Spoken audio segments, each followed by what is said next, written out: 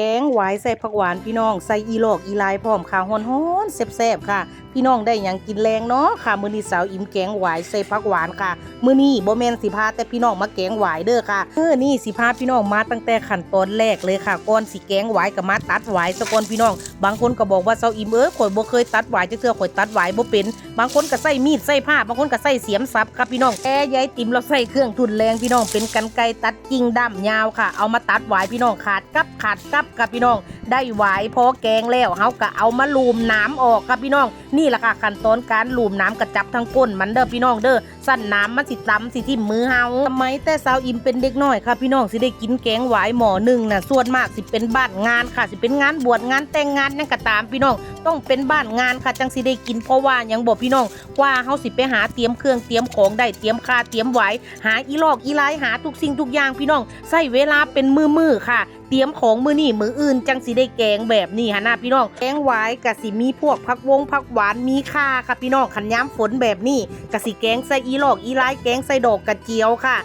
เฮาได้หวายมาแล้วต้องเอามาปอกค่ะพี่น้องผู้ใดเบิ่งคลิปนี้จบสิปอกหวายเป็นปอกหวายเก่งเลยค่ะเป็นตั้งแต่ขั้นตอนการตัดค่ะพี่น้องการปอกหวายแม่สาวอิ่มเราจนเซียนแล้วค่ะพี่น้องยอดหนึ่งแบบนี้นะเราใส่เวลาบ่ถึง30วินาทีค่ะสาวอิ่มก็เฮ็ดได้อยู่พี่น้องแต่ว่าหาบ่เร็วซ้ำแม่ค่ะปอกเสร็จแล้วก็สิเหลือแต่หวายขาวๆจั่วๆแบบนี้ค่ะพี่น้องมาค่ะพี่น้องเก็บผักหวานกันต่อค่ะทอดผักหวานกับมีแต่ยอดงามๆอ่อนๆค่ะวางอาทิตย์ก่อนนั่นฝนตกลงมาพี่น้องเอ้ยแทงยอดขึ้นสลูสับลาบอยู่ค่ะต้นผักหวานป่าที่แม่สาวอิ่มเก็บเห็นยอดเหลืองๆอันนี้เขาเอิ้นว่าพันธุ์สีทองค่ะพี่น้องยอดสีเหลืองทองอลามหวานกรอบอร่อยแซ่บค่ะพี่น้องแม่สาวอิ่มก็เอาเมล็ดมาปลูกคือกันค่ะได้เม็ดเหลืองๆมากับปลูกบ่ยากค่ะพี่น้องเอามาบีบเอามากระเทาะเอามาขัดค่ะให้มันเหลือเต็มเม็ดขาวๆค่ะพี่น้องแม่สาวอิ่มน่ะเอาไปจิ้มเอาไปปลูกในอันถุงดำก่อนค่ะถุงนึงเราสิใส่ประมาณ 3-4 เม็ดค่ะพี่น้องและก็พอเพิ่นตั้งโตได้เพิ่นใหญ่แน่เฮาก็เอามาปลูกลงดินค่ะให้เพิ่นมีโฮมจักหน่อยพี่น้องมักน้ำเด้อค่ะหดน้ำคู่มือแต่บ่มักน้ำขังบ่มักแฉะหลายค่ะพี่น้องหากเพิ่นสีเน่าค่ะ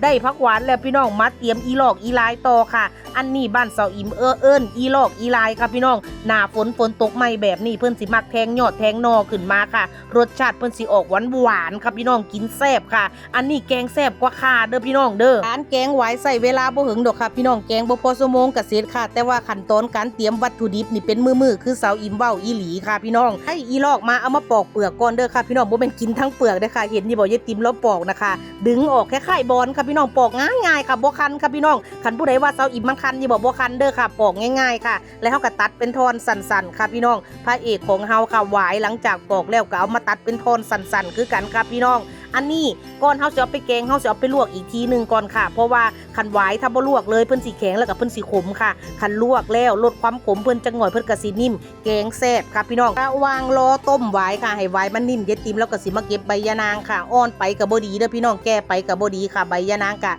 เลือกพอดีค่ะหวายกับอีลอกอีลายแล้วก็ข่าที่เฮาต้มไว้ก็นิ่มได้ที่แล้วค่ะมื้อนี้สิแกงใส่หมูพร้อมค่ะเฮาก็เอาหมูมาคั่วก่อนค่ะพี่น้องใส่พริกลงไปค่ะปรุงรสด้วยซอสปรุงรสค่ะพี่น้องปลาแดกจอกลงจักหน่อยค่ะแล้วก็เป็นนั่นเกลือค่ะพี่น้องผงชูรสค่ะน้ำปลาพี่น้องใส่ลงไปน้ำยะนางนิดนึงพี่น้องเอาไปขั่วให้เนื้อเฮาสุกก่อนค่ะอันโบขั่วก่อนมันสิเฮ็ดให้เนื้อเฮาคาวค่ะพี่น้องหลังจากเนื้อสุกแล้วก็ใส่น้ำยะนางลงไปค่ะน้ำยะนางแม่เซาอิ่มตำใส่ข้าวเบื่อแล้วเด้อค่ะตามด้วยอีหลอกอีลายค่ะแล้วก็หวายที่ลวกไว้ค่ะพี่น้องสุมไฟใส่จังหน่อยพี่น้องมื้อนี้หิวข้าวคักแล้วค่ะไฟก็คือนานฮ้อนหม้อก็คือนานเดือดแต่พี่น้องเอ็ดแกงหวายตั้งแต่บ่าย3พี่น้องแต่งเครื่องตั้งแต่บ่าย3ยังบ่แล้วยังบ่สุกอยู่ค่ะใส่น้ำปลาจักหน่อยพี่น้องแล้วก็แกงใส่ปลาหมึกแห้งค่ะเพิ่มความนัวค่ะพี่น้องซิมรสเบิ่งค่ะบาดที่นี่คันมันจางก็ค่อยเติมเอาค่ะเอาอิ่มหลอยซิมเบิ่งแล้วพี่น้องอยากจางจักหน่อยค่ะบอกให้เย็ดติมไปงัดไหปลาแดกออกมาค่ะเติมปลาแดกอีกนิดนึงค่ะพี่น้องผงชูรสอีกนิดนึงกระแซบกระนัวกระกลมกลมแล้วค่ะตอนนี้หิวเข่าขนาดค่ะพี่น้องเอ็ดแกงหวายกับแม่2คนตั้งแต่บ่าย3ยังบ่ทันสุกยังบ่ทันได้กินอยู่ค่ะเดี๋ยวเบิ่งเวลาสิ2 ทุ่มแล้วขั้นตอนสุดท้ายค่ะอีตูสังแงะและกับผักหวานปลาใส่ลงไปคนจักน้อยนึงให้ผักรอจักน้อยนึงให้ผักหวานมันสลดค่ะและก็รอให้ใบยะนางมันจืดเป็นตะแซ่บอยู่บ่พี่น้องสาวอิ่มในหิวเข่าจนทนบ่ไหวแล้วค่ะตอนนี้กินหอมตลบอบอวนไปทั้งครัวเลยค่ะหอมกินผักหวานหอมกินคากินไหวหอมกินอีหลอกอีลายหม้อเดือดแล้วใบยะนางจืดแล้วก็ยกหม้อขึ้นมาเทค่ะ